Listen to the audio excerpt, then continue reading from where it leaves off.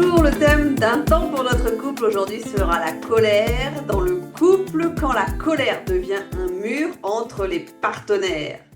Bienvenue sur un temps pour notre couple. Dans cette série Les 7 péchés capitaux et le couple, nous explorons des dynamiques qui peuvent saboter le lien amoureux si elles ne sont pas comprises et régulées. Nous avons déjà vu l'orgueil, ce saboteur silencieux, l'avarice affective, ce désert émotionnel, la luxure qui transforme le désir en fuite et l'envie qui fragilise la gratitude. Non, on a vu aussi la gourmandise affective qui épuise le couple. Aujourd'hui, nous aborderons la colère, un péché capital qui peut être à la fois destructeur et révélateur. En soi, la colère n'est pas mauvaise. Elle est un signal, une émotion qui nous parle de limites franchies, de besoins non entendus. Le problème, c'est quand elle devient une arme silencieuse ou explosive, un mur qui éloigne au lieu de rapprocher. Bonjour, je suis Sophie Caldier, psychologue clinicienne, thérapeute de couple et sexothérapeute. Dans cette vidéo, nous allons comprendre comment la colère se manifeste dans le couple, pourquoi elle peut détruire le lien émotionnel et surtout comment la transformer en outil de communication et de connexion. Alors, qu'est-ce que la colère dans le couple? La colère, c'est souvent perçu comme un éclat, un geste ou un mot violent. Mais cliniquement, elle prend plusieurs formes. Ça peut être la colère explosive qui explose sur le partenaire, souvent liée à la frustration accumulée.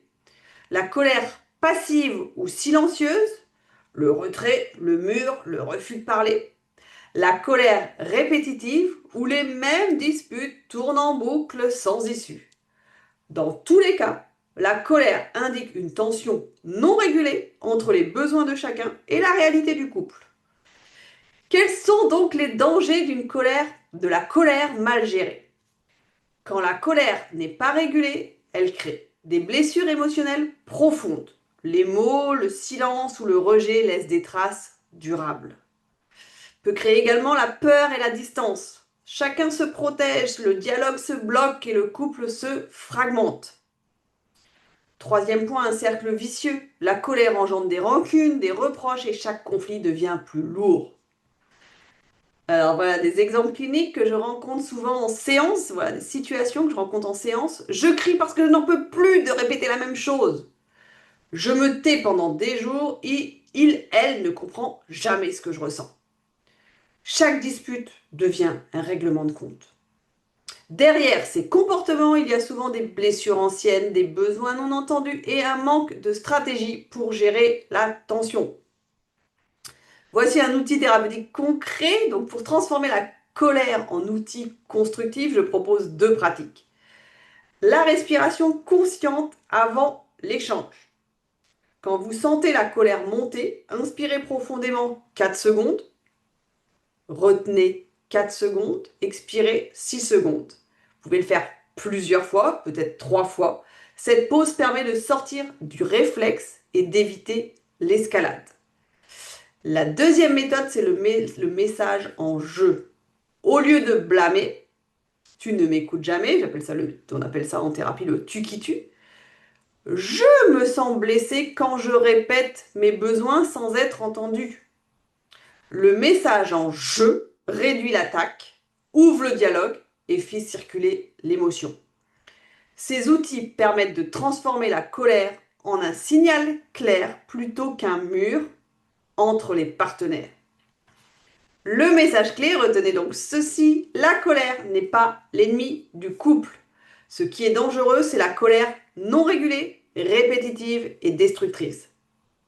Bien gérée, elle devient un outil de communication, un indicateur de limites et de besoins, et peut même renforcer le lien. Donc pour conclure, la colère exprime un besoin, une frustration ou une limite. Mal gérée, elle blesse, éloigne et fragilise le couple. Bien régulée, elle devient un instrument de dialogue, de compréhension et de proximité. Voilà, c'est terminé pour aujourd'hui. Dans la prochaine et dernière vidéo de cette série, nous parlerons de la paresse relationnelle, ce péché capital qui endort le lien et empêche le couple de se renouveler. Si cette vidéo vous a parlé, abonnez-vous à la chaîne Un temps pour notre couple, partagez-la et prenez un moment pour observer votre colère dans votre couple. Comment elle se manifeste et comment pourriez-vous la transformer? Le couple n'est pas un automatisme, c'est un espace vivant qu'il faut apprendre à réguler et à nourrir ensemble. Merci à vous, à très bientôt.